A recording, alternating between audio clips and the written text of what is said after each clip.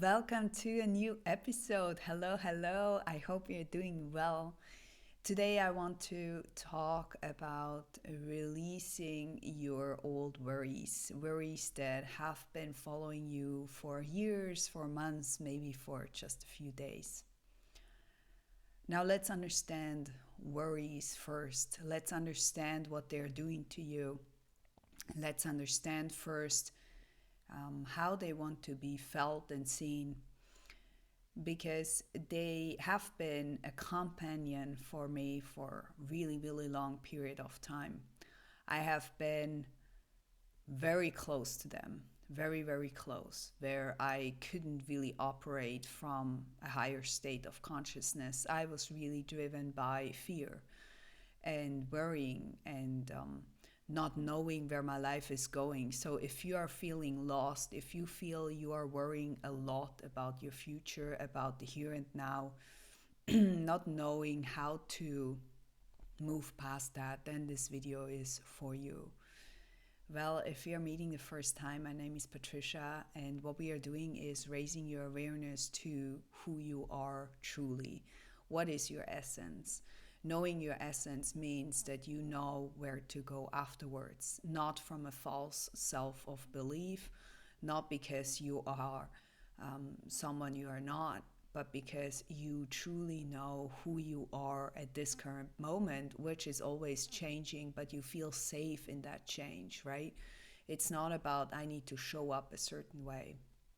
So if you like this content, then do subscribe, comment, and share, and so help this channel to grow and to feel seen from other people who may need this information.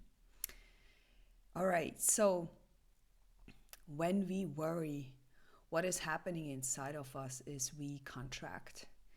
We feel not expansive. We feel everything is contracted, right? We rather do this than we do this. We close down because we feel we need to protect ourselves. This video is especially for people who go through a lot of worries, okay? You may have a lot of things to think of. Maybe you have a lot of, what is the word? I can't come up with the word. A lot of responsibilities. Here we go. A lot of responsibilities, and you don't know how to tackle all of them. That makes you worry, right? You are waking up at night, in the middle of the night, you can't fall asleep. You are constantly rethinking, how can I do this better? How can I? You're very in the mental mind too. It's very in your head. You're not really operating from a heart space, you're operating from a mind space, trying to solve things that cannot be solved that way. Your mind tries its best to cover you up, to make you okay, to make you feel okay. Now, those choices that we are making in these particular times are not always in our highest good, because our mind doesn't know what is in our Our mind doesn't know what is in our highest good. Our mind tries to do what it's aware of, or what it's known, right, from the past, from past experiences. Oh, we survived back then, we did it like this, okay, let's do it like this. It's not really about I'm doing something so you experience joy or love or anything like that. This is not how the mind operates, and I feel that's a crucial fact for many people who are always in their head trying to make sense of things, trying to make things work, right? If you are someone like this, quite structured, loves to always play with the mind, and having a lot of scenarios on how things could possibly go, maybe in the worst case scenario, right? So you have all these lineups on what could go wrong. Maybe you're like me, a strong problem solver is looked in society as, hey, you're awesome, like you know how to problem solve, like great, we get you on board. I have a different opinion about that. I feel rather when we are problem solvers, like I have been, and maybe you are, then we see at every problem we see a solution, but we do it to feel safe. We do it to constantly, we are constantly trying to like walking on eggshells, trying to, okay, where is a spot, where is a potential danger, where can I solve things, how can I solve it, is constantly running. Our brain is constantly on overreacting, right? It's like we are constantly trying to solve something that is not even our problem, but because we are in this environment, we are uh, trying to help everybody, solve everything. It's a it's a mechanism that we are also used in the past to make sure people recognize our value. This goes way deeper, right? Um, if you are someone like this, then don't really worry about this information. This is just to give you an understanding, give you another view. It's not something that you cannot um, get some progress on. Like, I don't believe in those things, okay, just because it looks like this, now it is like this forever. I don't, I'm not really believing in that. I don't feel that when we start to recognize our pattern or our belief, or, and your mom has done that, your dad has done that, and all of that, and it happened like so many times. I don't believe that we cannot change. I don't even think that this is hard. I don't think so. I think what is mandatory for everybody is to look straight at it and face it and being aware of it, because what comes up after the worrying and after the seeing it and seeing what's going on in your world is actually a deep sadness. And many of us don't want to face that sadness because it means that what we have created, we are co-creators of our own world. And if we recognize that this has been partially because we have been contributing to it, brings up a lot of sadness and anger towards ourselves. And this is not a nice feeling, okay? It's not nice to feel, hey, I actually hurted myself. And yes, maybe someone contributed to this too, or brought the awareness to me so I can actually see it. But deep down, we know that we also made a choice. We chose to be in that situation. We chose to do the problem solving out of a strategy, right? It's not because this is our essence, it's because it's a coping mechanism to receive value, to be seen, to be recognized, to experience love. And when you really look at it, then that's quite sad. It's quite sad, actually. And in society, this is a trait that people really enjoy, or it's recognized as high level, like you get a high level goodie, right? If you're a problem solver and you see all of that, you're getting promoted because of things like this. But actually, it's a false idea in my eyes, because the idea is that this is something good, but it's not a healthy trait. It's a trait that you use to compensate something. You see, not a person is trying to make themselves known through I'm a problem solver, just like that. You do it because you have some issues and you are compensating at some level, right? So if we can just allow that to be seen, if we can just allow our worries to be seen, what would happen if you wouldn't problem solve? What would happen if you couldn't stand up all the time because you're just a human being? And I mean, with that, it's also not your responsibility to always step into for someone else. It's it's hard sometimes to just look at people and say, like, listen, you need to deal with this by yourself. I can't do it. Like, I don't have the capacity to do it. um, really recognizing, hey, what is mine and what is theirs. Don't take on worries from other people because you feel like you're capable to do it.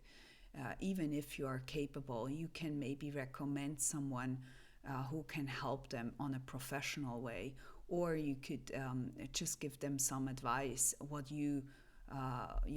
they could do, but the steps they need to make, they need to do that, not you, right? So making sure to realize what is your worry, what is theirs, and not to take on ownership for something that is not yours, because you will never be able to solve it. Never, never, never, never. So this is a endless worrying that you can have or that you can take on that doesn't make any sense when you really look at it from a broader perspective. But I get it. You are in it. You're trying to help. You're trying to um, be of service for someone else, but it's not in your highest good, and therefore it's not in theirs. And so always recognizing, hey, when can I step in, when I the capacity to do so, and when am I just not in that state, right? So when we are in this worrying emotion, we are also not really connected to the Mother Earth. We are not connected to who we are because we are um, contracted. We are pulling down, and our whole energy system is going down too. So, if we are open and if we are ready to receive some guidance, that's way easier to manage through life. But as soon as we start to worry, as soon as we start to get really frustrated about things, or if there is a lot of anger, we need to look at the anger, look at the sadness, look at all the emotions that are actually mostly hidden, right? It's not so obvious sometimes to find them, but when we see them, it's about looking at them and giving them some space to be seen, to be acknowledged, and to be heard by you mainly. It's not your parents, it's not your friend, it's by you. They want to be heard and seen by you. And so if you actually see them, if you start to give them space, you can reconnect to the Mother Earth and reopen up your channel. You see, all this here is about, hey, I'm not just this human body. While this is beautiful, but I'm also connected with the Mother Earth. I'm also connected with the heaven, however you want to pronounce it. If it's divine, if it's a God, if it's source, if it's universe, if it's the cosmos, who cares, right? Who cares? Use the word that fits for you. But you're not just a human being in this body. You are way more than that. And to connect yourself again back in to your essence is just really crucial for you to find your way. And worrying, suffering, anger, frustration, all of that makes you not see who you are. It makes you contract. It's great learning, but you don't need to wake up like this every single morning. You can actually work with it, use it, and release it again by consciously saying, yes, I want to see you, I will feel you, and I will let my body to transport it back to the cosmos. Really, really simple, right? It's not so difficult. We make it so difficult. There are people who are saying, okay, we need to make this so difficult that no one gets it. And I'm like, no. We make it so easy that people believe this is a joke. Because to be honest, it's not so difficult. It's not so hard. Okay? It's not so hard. We need to make this way easier, because oftentimes we don't have tools like, I don't know, like the shamans do, right? We don't have that right away with us. So why would we make this so complicated? This is not about, hey, I need to buy first a couple of crystals and all of that until I can actually be in this field. No, it's like you are the tool. You are the tool to create the life that you want. You are the tool. You need to understand how your tool works. That's it. Understand how your own tool works, and you will be just way happier than you have been by going and following the guidance. And you cannot hear the guidance if you're constantly worrying, if you're constantly trying to solve someone else's problem, if you're constantly like an empath, all seeking, like, okay, how do you feel? Oh, how do you feel? Oh, how is this person feeling? It's like, take yourself back, come into your own space, and make sure your space um, is healthy. Is healthy, is healthy, and feel into that. Is your space healthy? Do you feel you are at a good place? Great, right? Do that for a couple of days. Do that. Feel into it and release what you can release. Every single day, you are going outside of this world every single day, from home to somewhere. And you need to make sure that on the way, you're cleaning up your crap. And when you're feeling anxious, when you're feeling tight, you need to make sure to loosen up again, because you're not able to hear any guidance, to be intuitive, because you cannot drop into the heart if you're so worried, if you're so tight. It's not working, I tell you. It's not working. By the way, if you need more help with that, there is currently coaching sessions available. That would be 3 coaching sessions that I currently offer as like a sample. And yeah, if you want to know more about that, then have a look below. I will make sure the description is aligned with that. And yeah, I would say I need to stop talking now, because my my throat is really sore, and I'm trying my best not to speak too much. Okay, with that said, thanks so much for being here. Let me know when you've tried out a few things that I just shared. Share with me, like, what is it doing to your body? How do you feel afterwards? Is it making any difference for you? All right. Thanks so much for being here, for doing your work. It is your work, but ultimately you're doing it for everyone else too, because it's a ripple effect. So you never really do it only for yourself, you do it for many other people too. So thank you for that.